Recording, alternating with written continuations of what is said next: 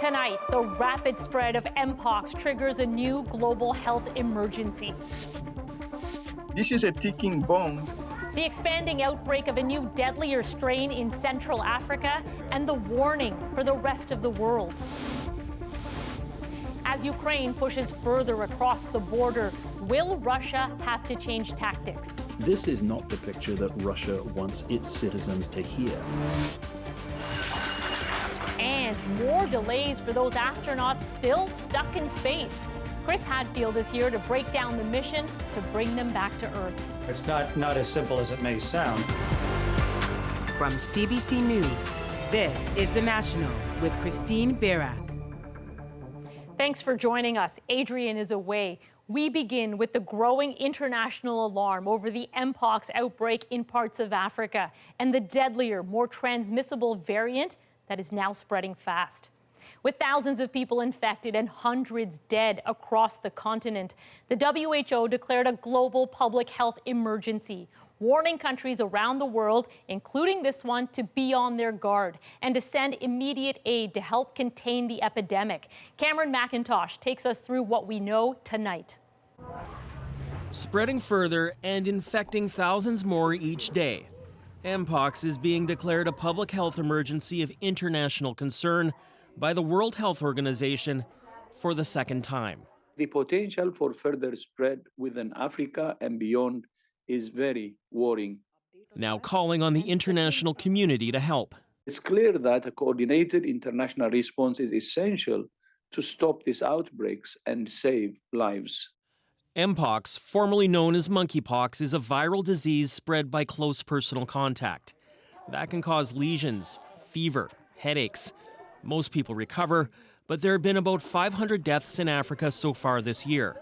The outbreak began in the Democratic Republic of the Congo, one of the poorest countries in the world. A new, more transmissible and deadlier variant is now spreading, already to more than a dozen other countries.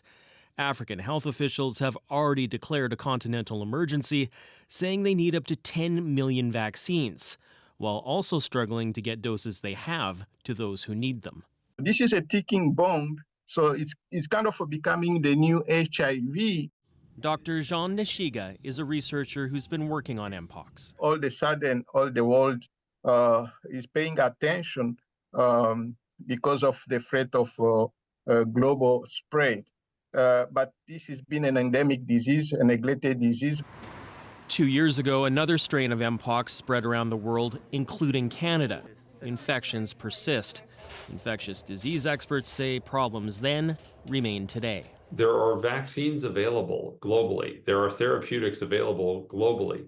But due to logistical hurdles, regulatory hurdles, they're not deployed widely, especially in the most impacted areas of the Democratic Republic of Congo. Cam, those calls for international help you mentioned, what are Canadian officials saying about that? Well, so far, the Canadian government has donated about $2 million to help deal with Mpox outbreaks across Africa to date this year.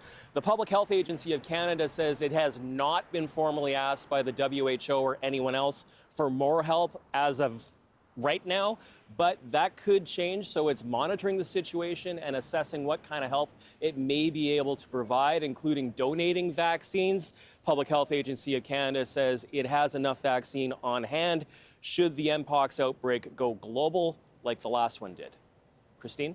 Cameron McIntosh in Winnipeg. It's now 9 days since Ukraine launched its surprise attack on Russia, and it's still advancing. Ukrainian forces crossed into Russia's Kursk region last week. Efforts to push them back so far appear to be failing. They've moved into dozens of settlements and have prompted the evacuation of 130,000 Russians in Kursk and the neighboring Belgorod region.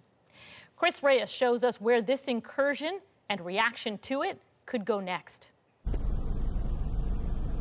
In this video released by Ukrainian forces, soldiers are seen marching through a border village in Kursk, showing they're holding on to Russian territory for another day, more than a week now since launching a surprise incursion. In a briefing with his army chief, President Volodymyr Zelensky telling the world he's pouring more into the fight. If there's a way to reinforce troops, please pay attention to it, he said. Zelensky also discussed the possibility of establishing military checkpoints in the areas it claims to control, dozens of towns and villages, potentially useful bargaining chips. Rather than trading land for peace, they can trade land for land. And I think that would sort of be a definite benefit to the Ukrainian side. Ukraine could also be trying to strain Russian resources while encouraging their citizens to keep fighting, says this political scientist. The strategy so far has been very successful. It has boosted morale within Ukraine. It has caused confusion and paralysis within Russia's decision-making. Russia has released its own video to bolster claims it's regaining control of the border. Officials say they've shot down more than 100 Ukrainian drones. This latest shift in the conflict comes as Ukraine signals it wants Russia to attend a peace summit in November. But this Russian lawmaker and former intelligence agent accused Ukraine of derailing negotiations. This is not diplomacy, this is terrorism. Putin has called Ukraine's incursion a provocation. We've seen in these 2.5 years that his strategy is outlasting the West and Ukraine rather than destroying the world in order to win. Russia claims that fighting off Ukraine's troops has not strained their resources, all while Zelensky is hailing early success. In his latest public address, Zelensky declared Kyiv is achieving its strategic goal. Chris Reyes, CBC News, New York. And later, we'll go deeper into how Ukraine has got this far and why Russia is struggling to stop the advance. Ukraine had done its intelligence work and plainly detected an area of the border where Russia would not be able to react swiftly. But then, of course, there's been chaos following the invasion as well. About that, Andrew Chang breaks down Putin's dilemma coming up. A Canadian foundation is on a mission to raise $1 million to help buy critical equipment for a hospital in Kyiv. Ithel Musa has the story of a child who was inside that hospital when it was hit by a missile. When the Ahmedet hospital in Kiev was struck by a missile in July, Oksana Fomenyuk's 16-year-old daughter, Solomia, was undergoing life-saving dialysis treatment. She survived, but the entire dialysis unit in Ukraine's largest children's hospital was destroyed. The machine that Solomia had been using was donated by the Canada-Ukraine Foundation. Nowhere is safe in Ukraine, says Fomenyuk, not in the shelters, not in a children's hospital. 2 adults were killed, including 1 doctor, and hundreds of people were injured in the attack. The Kremlin denies being behind it. But the United Nations says there's a high likelihood it was one of Russia's missiles. Imagine we as Canadians, as Torontonians, lose the ability to have, sick kids. God forbid this would ever happen in Canada, but it's like losing this whole entire institution. The Canada-Ukraine Foundation helped send 17 dialysis machines to Ukraine in 2022. It's now trying to raise $1 million to help the Children's Hospital secure much-needed equipment. The urgency is real to help Ukrainians. Fomenyuk agrees. Her daughter Solomia was admitted to the pediatric hospital in May 2022 after kidney failure, and she needs dialysis 3 times a week for 5 hours. We'd be very grateful for help, says Fomenyuk. The sooner the kids can get dialysis, the better. It's essential. The Ahmedet hospital says it's continuing to provide care to Ukraine's sickest children, despite the challenges of a brutal war. Ithel Musa, CBC News, Toronto. Turning to the war in Gaza, ceasefire talks are set to resume tomorrow in Qatar, but Hamas says it won't be there. Officials from Israel, the United States, Qatar, and Egypt are all expected to attend negotiations aimed at pausing the fighting, returning hostages, and possibly preventing a wider war, as Iran threatens to attack Israel in response to the killing of top Hamas political leader in Tehran last month. There are reports mediators are expected to brief Hamas after these talks. New peace talks aimed at ending the civil war in Sudan are now underway, but neither side showed up today for the negotiations. As Margaret Evans shows us, their absence is dimming hopes for an end to the conflict that's already displacing 10 million people. The ill winds plaguing Sudan show no sign of abating. Famine declared by independent experts in a camp for the displaced called Zamzam 2 weeks ago, home to hundreds of thousands who fled fighting in North Darfur. And now, torrential rains and flooding across Sudan, adding yet another layer of misery onto people enduring a 16th month of brutal civil war. We need water, food, healthcare, says Duria Abdulrahman, and for God to lift this curse from Sudan. Nothing more than that. Sudan's warring generals won't do it. The Sudanese armed forces declined to attend U.S.-led peace talks in Geneva. Their rebel opponents, the Rapid Support Forces, sent a delegation but left its ultimate participation up in the air. Action for Sudan! Demonstrators calling for a ceasefire were disappointed. These are their maneuvers to gain power, to gain points. But this will have to stop. Regional neighbors are accused of taking sides, making diplomacy difficult. Currently, there is no real leverage on the table that could help persuade SAF and the RSF, were they to come to the table, to put down their weapons. Both warring parties have been accused of atrocities, including using hunger and rape as weapons of war. An estimated 10 million people have been driven from their homes. There are people who have been not once, not twice, not thrice, but sometimes 4 times displaced as the war's front line has sort of followed them. And in the face of it, the international community has appeared impotent, unable to lift the curse. Margaret Evans, CBC News, London. Ottawa says it's looking into whether a man now facing terror-related charges in Toronto should be stripped of his Canadian citizenship. He is also accused of committing an aggravated assault in 2015 outside of this country for the benefit of the Islamic State. I hope to be able to provide answers in a relatively short timeline about what happened. I'm as disgusted as any Canadian, but I have a responsibility to get to the bottom of it, and I will. It's not clear when Ahmed El-Didi got his citizenship, whether it was before or after the alleged assault in 2015. He and his son are accused of plotting to carry out an attack in Toronto. Some disability advocates are calling out the federal government, saying many Canadians who should get dental coverage under the national plan don't, because Ottawa has made qualifying for it too hard.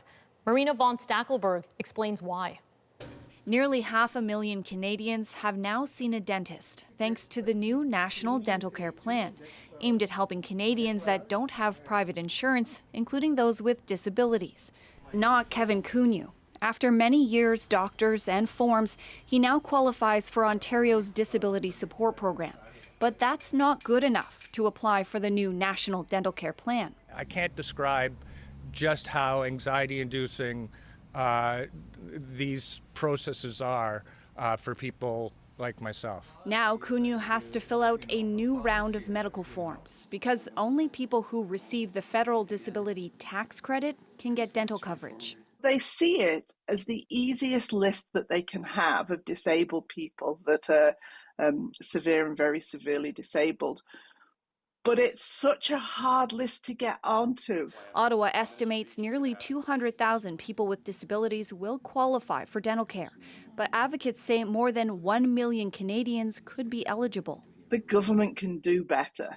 Requiring disabled Canadians to fill out all that extra paperwork is why critics say uptake of the tax credit itself is already so low. It's one of the most burdensome application processes for any federal benefit. Cunyu's dentist has told him the dental insurance he just started to get through Ontario's disability supports will only continue if he's rejected from the federal program. The province says that's not the case. more confusion, leaving Cunha wondering if he'll have any dental insurance at all. I think that the government should find a better way. This should not be the responsibility of people suffering. Canada's health minister says using the tax credit ensures fairness across the country, but acknowledges some people are being missed. He says many of them will be included once the program expands to cover all low and middle income Canadians next year. Marina von Stackelberg, CBC News, Ottawa. Officials in Alberta now say only residents of the town of Jasper will be allowed back home on Friday. Residents will need the time and the space to confront their grief in private. That privacy is why officials are now saying visitors will not be allowed in. They previously kept that option open, but now say residents will be asked to show documentation or self-declare that they live in Jasper before re-entering. About 1/3 of the town was destroyed in last month's wildfire. And in northern Saskatchewan, hundreds have been forced to flee as wildfire burns closer to their community. An evacuation order is now in effect for Sandy Bay, part of the Peter Ballantine Cree Nation. The First Nation is calling out the province, saying it refused to mobilize First Nations firefighters weeks ago. The province says it is reviewing the situation and will take any necessary measures. Paying for podcasts, music, and other content through the online platform Patreon could soon get more expensive after a new ultimatum by Apple. Anis Haidari now with why subscribers will likely be the ones on the hook. Tech giant Apple wants a share of the monthly fees subscribers pay to content creators using an app called Patreon. Apple's demand, 30%. I might have a bunch of people who are coming to me through the Apple app, which means I'll have to raise my rates to be able to compensate for that difference, because now Apple's going to be taking a cut of that Patreon. The fee applies to in-app purchases as of November 4th. Patreon says payments for existing memberships aren't affected. Podcasters like Craig Baird aren't sure how much it'll hurt yet. It kind of feels like the Apple cost is just being transferred right to me rather than Patreon taking any kind of part of that or trying to compensate for it. If you don't have an iPhone, you don't have the App Store. The 30% figure isn't new, applying to most revenue from other apps for years. It's unclear what changed for Patreon, which avoided it. Apple didn't respond to requests for comment, but Apple won recent legal challenges to the fee, and the iPhone market is huge. So experts say companies have to go along with it. App developers, software companies, platforms like Patreon live in fear that they have to stay on the right side of Apple's line or risk having their business decimated. We don't have any other choice. App developers don't have any other choice other than to sort of pay these taxes, as you might call them, to the platform owners. The fee can be avoided if users pay on a computer or Android device. But in a statement, Patreon told CBC News it's not permitted to advise fans away from purchasing within the iOS app. And the company is advising its users to increase their rates. Norman McLaren. In the end, creators will have to decide on their own if they want to eat the loss or raise prices. Anis Haidari, CBC News, Calgary. As Election Day draws closer in the U.S., battle lines are being drawn over climate and energy. We need a leader who rejects Joe Biden and Kamala Harris's Green New scam. We head to J.D. Vance's home state to hear what people there have to say. A cottage community asks residents to help build more homes. We don't have enough housing. We need it. Could social investing be the answer? And the furry discovery inside a claw machine. All of a sudden they look over and they see eyes staring at them and blinking. We are back in 2.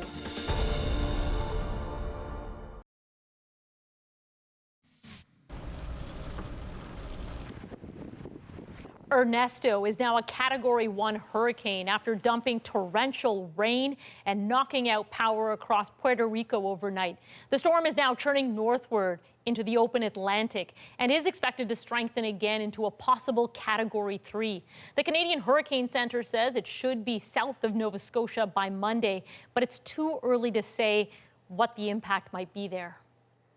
Climate change is shaping up to be a hot-button issue in the U.S. election, but climate policy can be a tough sell, even when it comes with a clear financial boost.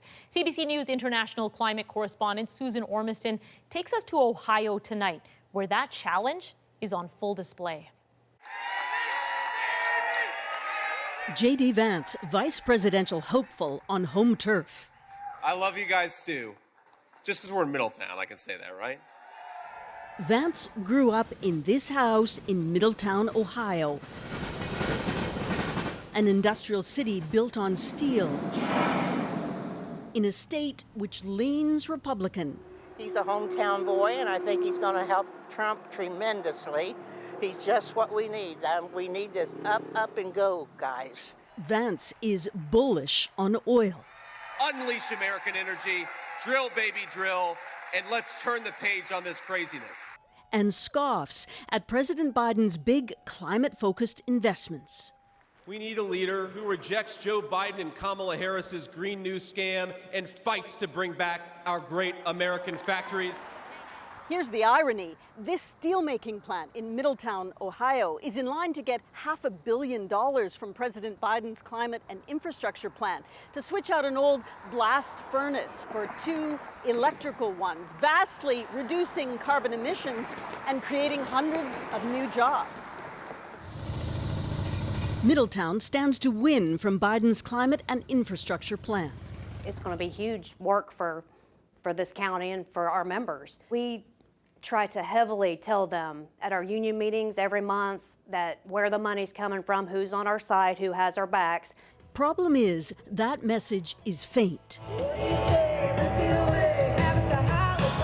The melody at this summer's music festival is to blame Biden and now Harris for inflation and the cost of living.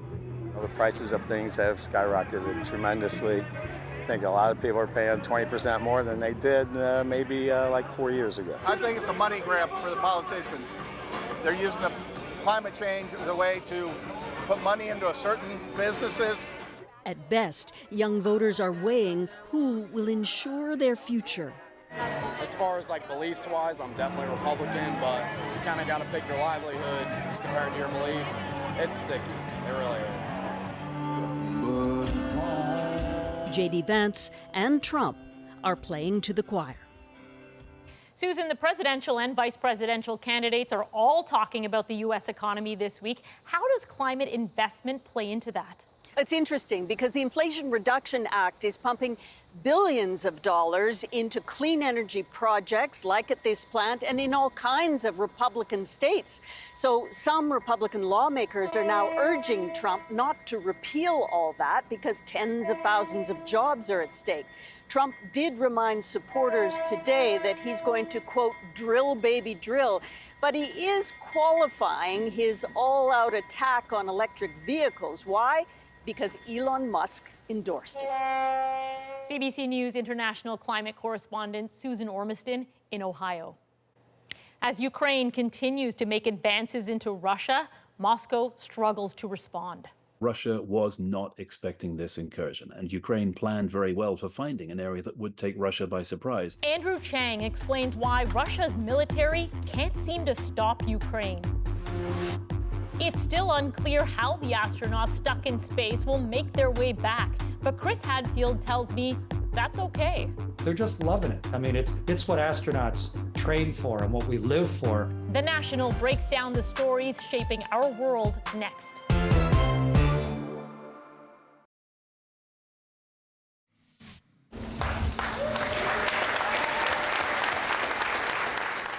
Auston Matthews has been named the new captain of the Toronto Maple Leafs, taking over for John Tavares, who's worn the C since 2019. The transition makes Matthews the first U.S.-born player to lead the Leafs in the franchise's 107-year history. I got chills, honestly. I'm so honored and humbled. It just means the world to me, and I look forward to continuing our journey to obviously get to the top of the mountain and win the Stanley Cup and bring it back to Toronto. Matthews is now the Leafs' 26th captain. As for Tavares, he still has 1 year left on his contract and will serve as an alternate captain next season. An Ontario nonprofit is taking an innovative approach to building new affordable housing. Instead of heading to a bank, they're getting neighbors to bankroll new developments in their community. Paula Duhacek explains how it all works.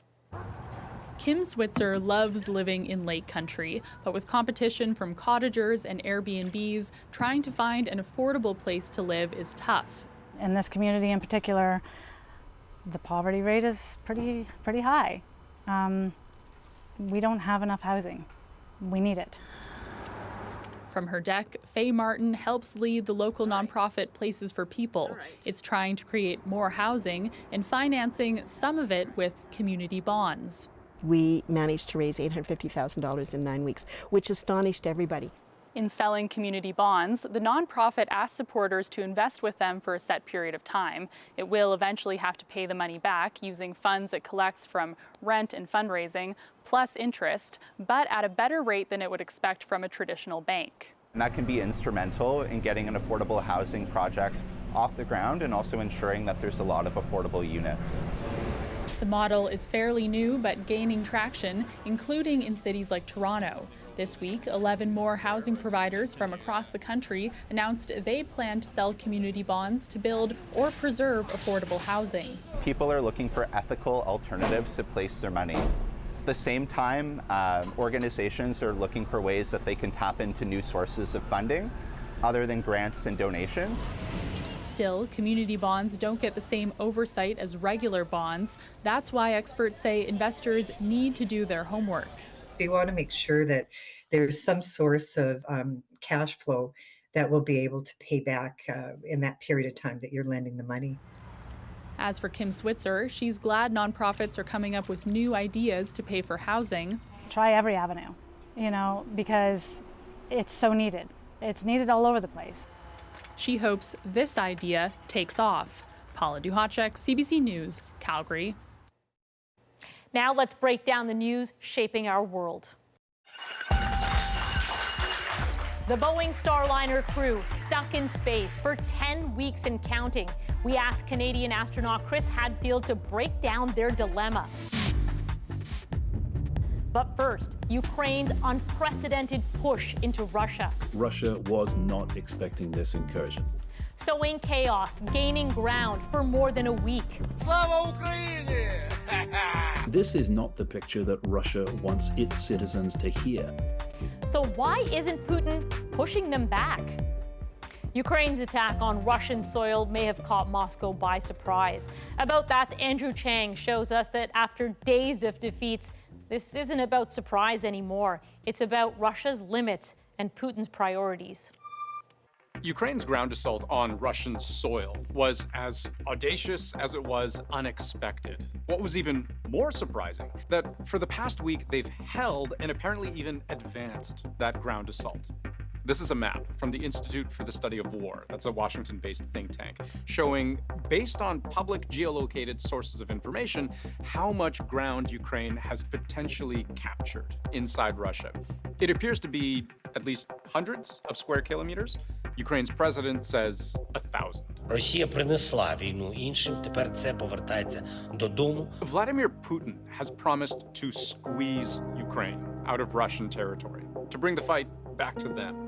Противник, безусловно, получит достойный ответ, а все цели, стоящие перед нами, вне всяких сомнений, будут достигнуты. But this has been going on for a full week now. Officials say as many as 180,000 Russians are being evacuated from near the border with Ukraine in the Kursk region. According to the region's governor, Ukraine now controls 28 Russian towns and villages. In neighboring Belgorod, the governor there also told residents in one district to leave. Из-за оперативной обстановки выехало более 11 тысяч человек. And look at his Telegram posts from August 13th. Missile danger, missile danger, missile danger, missile danger. The missile warning siren has been sounded again, but then just a few minutes later, missile danger ended, only to have another message pop up 24 minutes later. The missile hazard siren has been sounded again. And the entire territory of Belgorod is in missile danger. He then goes on to list civilian casualties and specific districts where buildings and homes were damaged. Explained that Russia was not expecting this incursion, and Ukraine planned very well for finding an area that would take Russia by surprise. So in a war where Russia has continuously been able to put Ukraine on its back foot, forcing it to surrender greater and greater swaths of territory over time, why has Russia been so far unable to decisively put down the Ukrainian force within its own borders? Well, the answer may lie somewhere between it can't and it won't. I'll explain.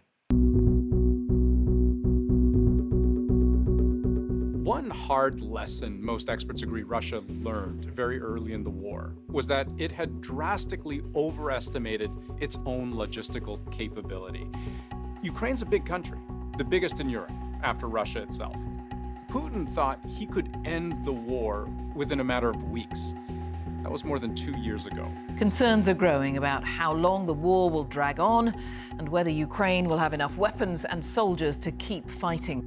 Russia has held the upper hand for most of that time, but it's hobbled by poor military planning, low combat readiness, and a lack of preparation. They're working with a lot of now they're second, third-rate equipment, a lot of outdated equipment as well, and you're trying to transport this stuff in large troop movements across all of Russia, or southern Russia at least, and parts of Ukraine. Russian military bloggers have heavily criticized the fact that Ukraine seems to have caught Russia completely by surprise. The enemy has been gathering forces for 2 months. All the information flowed to the useless top headquarters for 2 months. There was more than enough time to make a decision. And from another military blogger, people at the front lines knew the enemy would definitely attempt to deliver such a blow, but then he appears to criticize military leadership, making decisions from afar, who did not believe it was possible. There's no doubt that it came as a surprise to Russia, and Ukraine had done its intelligence work and plainly detected an area of the border where Russia would not be able to react swiftly. But then, of course, there's been chaos following the invasion as well. And this really spilled out into plain view recently, when Vladimir Putin held a meeting with a number of high-ranking officials and regional governors. You can think of it as kind of like a series of status reports where they relay their successes and their hardships. And one of the striking features about this conference that Putin held with the regional governors was how they were reeling off indicators that Russia really has not got a grip on the situation. They were talking about not being able to track their own military units. Now, I don't speak Russian, but I managed to track down the official English transcript, direct from the Kremlin, of this exact meeting. And the Kursk regional governor, where the bulk of Ukraine's offensive is taking place, did indeed say this exact thing. In terms of the issues we face, considering that the front line has become quite blurry there, we sometimes struggle to locate our combat units. Kursk Governor Alexei Smirnov goes on to mention other problems: missing volunteers, evacuation lists thousands of names long, and the need to step up patrols to prevent looting by Russian citizens. These are just some of the signs that Russia's lagging response to Ukraine's attack may simply be because it has been unable to respond more quickly. But there are also difficult choices to make. A week ago, when Ukraine first pushed its forces through a largely undefended Russian border, Russia would have faced an immediate question. From where do we pull troops to push back this unexpected Ukrainian incursion? Early analysis from the Institute for the Study of War suggested the Russian military command appears to be relying on existing units deployed to the international border area and readily available forces in the rear. These are the soldiers most quickly able to respond to any threat because they're already nearby. But this hasn't been enough. So what do? This is the most recent data from the ISW showing the state of play in Ukraine. You can see the freshly contested territory within Russia's borders, but compare that to how much of Ukraine's territory Russia has managed to capture and hold. About 20% of the country in the south and the east. Now, Russia could divert forces away from these fronts, potentially ceding back ground in favor of defending its own territory. But that would be a huge operational undertaking, and Putin would have to make a difficult call. Does he stand to lose more by allowing Ukraine's incursion to continue, or should he press the theater-wide advantage that he has now. That hasn't had an effect on the front lines so far. In fact, Russia seems to have stepped up its attacks elsewhere, possibly in response to Putin saying that they had to do that. But of course, it's only a matter of time before Russia does manage to move reserves up. The bottom line, it appears so far, both from what experts tell us and from how Putin has responded to date, is that Putin has little interest in dropping everything to play whack-a-mole with Ukraine's forces. But this is where things get really complicated.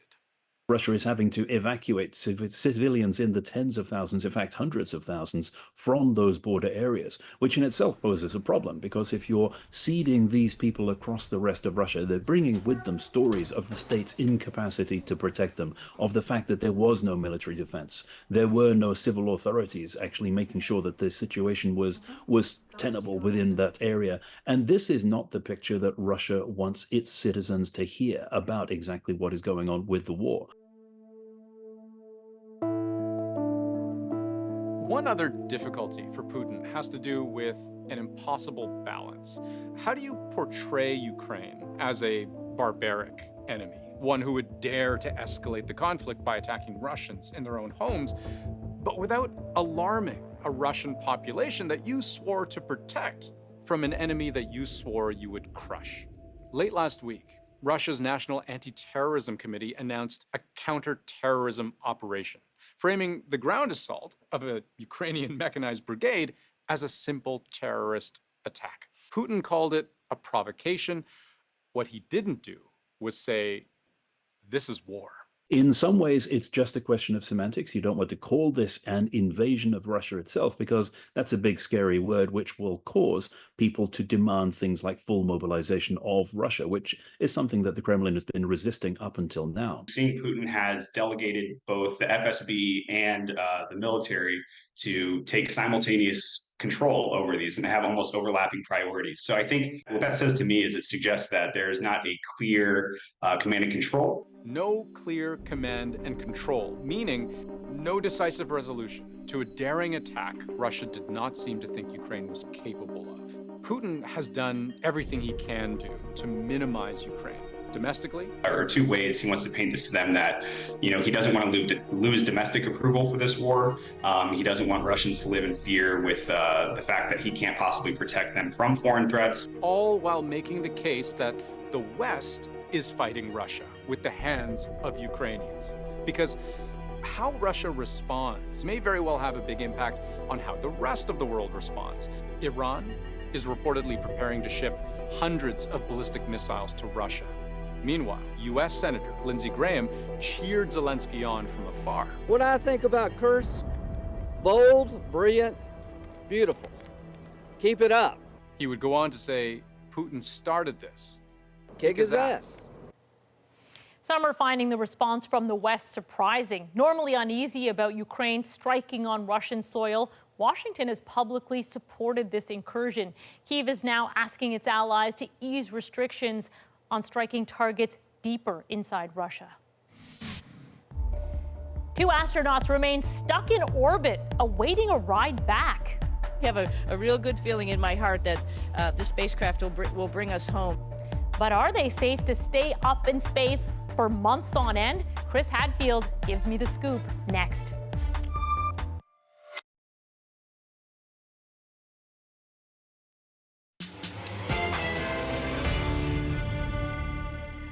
The Boeing Starliner was supposed to visit the ISS for about a week. It's been over 2 months and counting. Its crew stuck in space over safety concerns, possibly until next year. This is a test flight. We were expecting to find some things, and so we are finding stuff. So why will it take so long to get them back? And what do astronauts do with no fixed mission for that long? Let's break this down further with Chris Hadfield, former commander of the International Space Station. Commander Hadfield, it's been all over the news, still no update as to when it will be ready. Why not send another spacecraft? Well, spaceflight is dangerous, and if you send another spacecraft, then you have the added danger and risk of that rocket launch, and then how do you bring the crews home? How do you get them in the right space suits that match the other spacecraft? It's not as simple as it may sound. And we haven't finished the analysis of whether this vehicle is truly safe or not to fly home with a crew on board. So it's a little too soon to tell. Can you talk to us a little bit about their mission? Because as I understand it, it was actually a minimum of 8 days that they were going to be up there. Is that right? Well, it's the very first flight of this spaceship with people on board. So it's like the very first time the space shuttle flew, or the very first time an F-18 flew. So it's an extremely dangerous flight.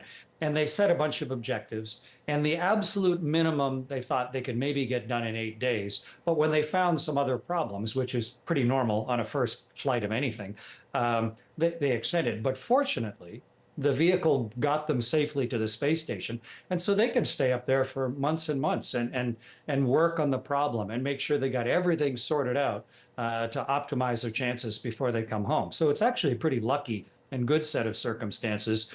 And, Butch and Sonny are up there working and integrated and getting ready and talking to the ground every day. And they'll come home as soon as it's time. I wonder, just some practical questions, is there enough food up there for them in space? Will they be conducting, you mentioned that they're working, are they just going to do they have enough to keep them busy? Yeah, we run about 200 experiments simultaneously on the space station, and there's never enough people or never enough time.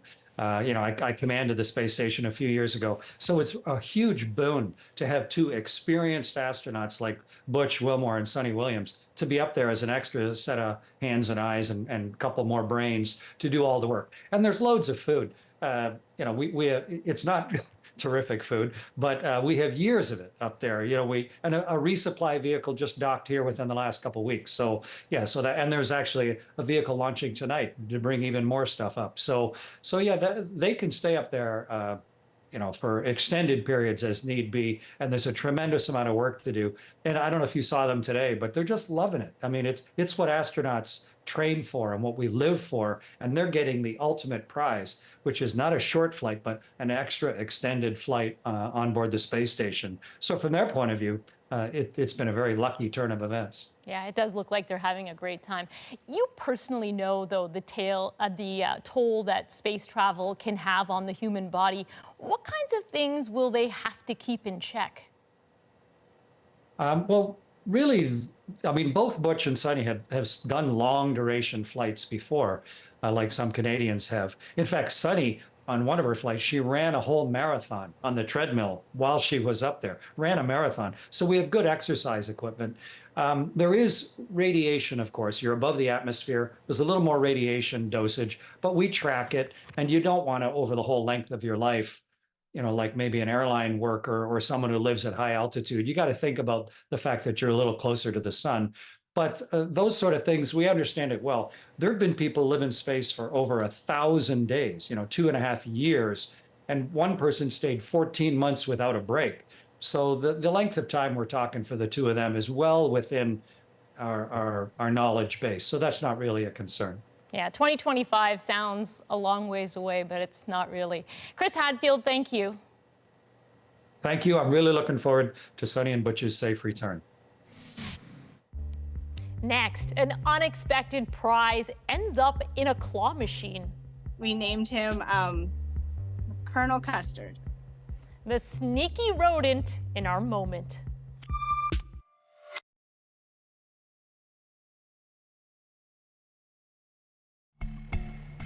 It looks like a stuffed toy, but that's a real groundhog, blending in pretty well with the toys inside a claw machine at a Pennsylvania custard shop. No one knows how it got in there, but what we do know is how it got out. Tonight, the unusual prize is our moment. Someone was playing the claw machine and they were looking around like, oh, I want to get this dog. And they're looking at the dog, and all of a sudden they look over and they see eyes staring at them and blinking like, oh no, there's a live animal in our claw machine. I have no idea when the actual groundhog, like how long he was in there. I don't know if he got in that night before and slept there all night, or if when we opened the doors in the morning, he got cold and he came in and got worms. The police came out and they called animal rescue, and then they came with an actual little cage, and they you know, opened it up, put a glove on, got him out, and then set him free. When they put him in the cage, he just kind of sat there like, okay, like, now where am I going? They took him somewhere at a field and let him go. We named him Colonel Custard. I cannot imagine the eyes looking back, but it does look like a pretty comfortable place to sleep. And it seems the claw machine owner snagged the real prize. Colonel Custard has been great for business. They've now loaded the claw machine with a groundhog stuffed animal.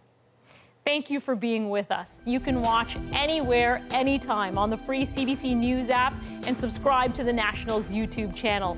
I'm Christine Birak. Take care.